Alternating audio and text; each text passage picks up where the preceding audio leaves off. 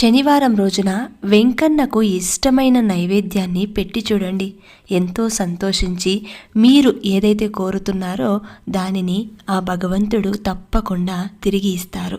మరి వెంకన్నకు ఇష్టమైన నైవేద్యం ఏంటంటే, ఆయనకు చాలా రకాల నైవేద్యాలు పెడుతూ ఉంటారు భక్తులు. కానీ ఆయనకు ఎక్కువగా చక్కెర పొంగలి, పులిహోర, దద్దోజనం, మిరియాల పొంగలి, చిన్న లడ్డూలు భక్తులు ఎక్కువగా సమర్పిస్తూ ఉంటారు.